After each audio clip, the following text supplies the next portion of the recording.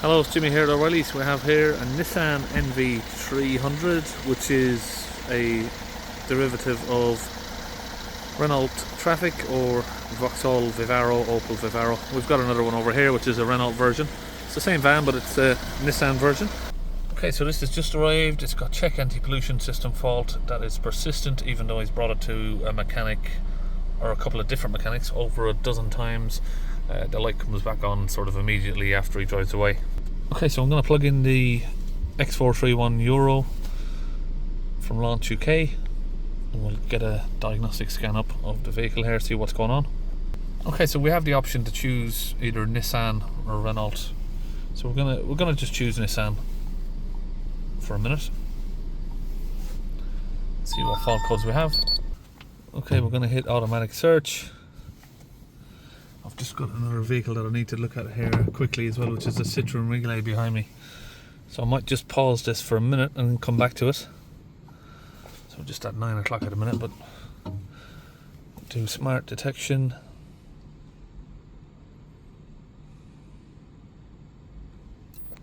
Okay, the fault code we have is P0471-95. Pressure upstream of the turbine, that is. It's in brackets like, what do you call it? No, whatever it's called. Okay, so we're going to have that blocked. But the customer said he has been clearing fault codes, I think, on the way down here. So we might have to do a little bit of a drive around in it and check if we can see anything else.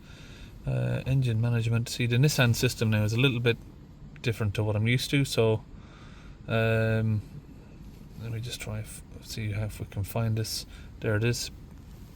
See, if you put upstream of the turbine, you wouldn't find it. You've got to sort of put these abbreviations. Temp upstream of the DPI. So let's just click on that and graph it.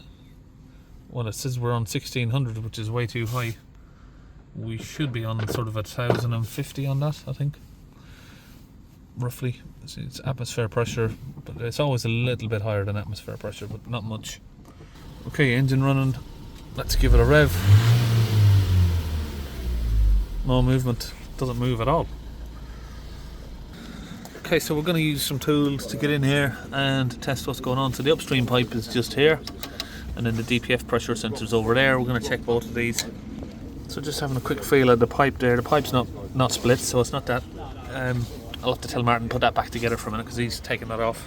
So I've got Martin here with me. He's working. He's taking off I've told him to take off the pressure upstream, but he's taking off the DPF one as well. But don't need that off yet. Okay, so we've got the upstream pressure sensor taken out. I've got a second-hand one in the van. I don't remember if it's working, but we're going to plug it in, and we should sort of get like maybe 1050-ish, 1060 once he plugs that in.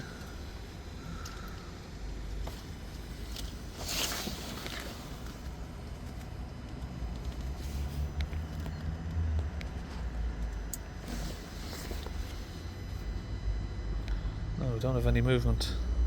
Alright, let's have the engine running and give it a rev.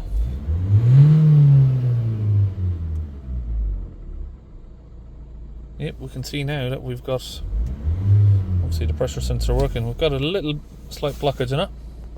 Okay, yes, so we've got 1059 on the upstream pressure. Engine off there, it's reading atmosphere pressure, which is 1015. Some of them usually even read a little bit higher than atmosphere pressure. But looks like that's going to be working now. Now we're just going to use a pressure gauge here to test, how blocked the pipe itself is. Even though you get a reading, obviously it can still be blocked. And oh yeah, what I forgot to show you as well. You see, we are blocked, completely blocked. It's just popped off. When you get a fault for this, it diverts to the map sensor. So let me show you how that works. So we've got a fault code for the upstream pressure pipe, of course. Now we're going to have one for the airflow probably as well. No, we don't. Alright, so we've got those two codes, P0470 and P0471. We've got a -95 and a -16. Now if we clear these fault codes, we need to clear those fault codes to get an accurate reading. So let's do that.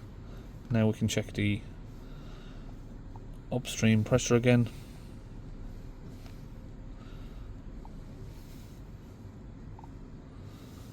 Let's graph that. Start the engine. Got a bit of a cam chain rattle there. It's not surprising. You can see we're still getting a reading, but it should be a bit more sharp, sort of up, down, up, down. So we're going to clear out the upstream pipe. Engine failure hazard message as well as on. See, people ask about that all the time. Is it safe to drive? I've got engine failure hazard on. Again, it's just a upstream sensor. And if we look at the live data, we've had to come back onto the Renault system here because it wouldn't show me the grams of soot. So we've got 210 millibars of pressure on the DPF, 62 grams of soot. So that's on the max. It doesn't go any higher than that. Right, so it's going to need the upstream pipe cleaning out and the DPF cleaning out, and then we should be all good to go. So we've got Martin here doing his favourite part of the job, which is drilling holes.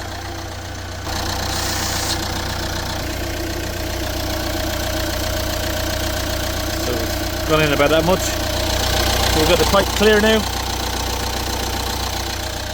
If we look at the gauge now, it's all clear. Alright, Martin's getting the cleaning fluid in, the Launch UK DPF cleaning fluid. See, he's had a bit of an accident there, it's come off. Just getting it back in. So we're going to get the fluid in, and then we should see the grams of soot and the pressure on the DPF dropping down rapidly in a minute. Okay, now the fluid's in, we'll just get back in the van here. What we're going to do is we're going to reset the faults, and then we can just hold the revs up on the van and get it cleaned out. Alright, yeah, we've got loads of different faults now. 2002, 92. Obviously the air temperature one is because we've had the air sensor unplugged, so pay no attention to that. 2002, 92 and 2002, 91 is the ones that we're looking at. Clear the fault code and just read, make sure that all of the fault codes have gone. Don't look like they have because something's just beeped up again. So he's just checking that the airflow sensor is plugged back in. So again, these are just weird vans. I'm going to go back as a Renault, see if we can clear the fault codes then. The airflow sensor is chucking up a fault even though it's plugged in, which is weird. And high speed scan. Okay, now we've got the fault codes cleared. We're going to start the engine up.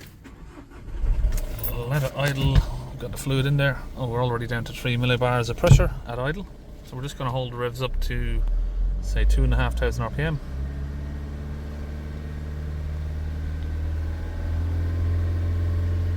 Somewhere like that. We have quite a low reading now on the pressure there. Let's just rev it a bit higher. We should see these grams of soot drop in a minute once it realises the pressure is low.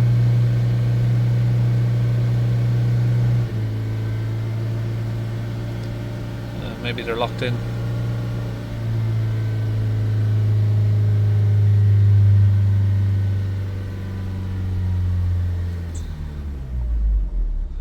Oh, let me go back on there, sorry. Alright, what I'm going to do is I might just drive it around the block a bit until we get it up to temperature.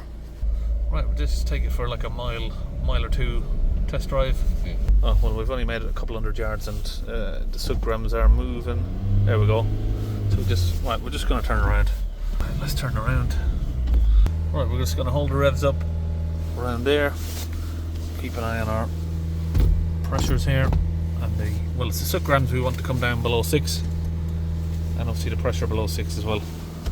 See, now we're smoking a bit. Right, just going to let him hold the revs so we can have a little look outside.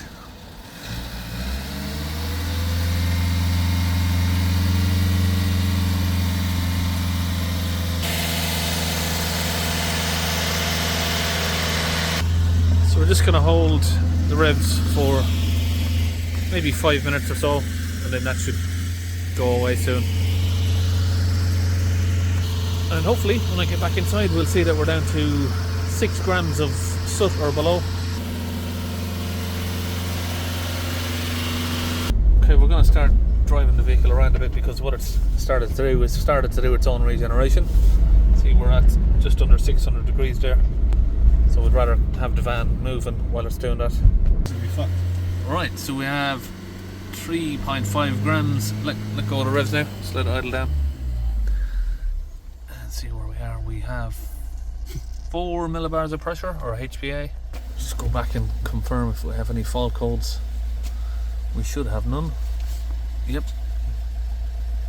So that's it, that's all done on that. And now what we're going to do is we're going to do a service. We've got some filters here.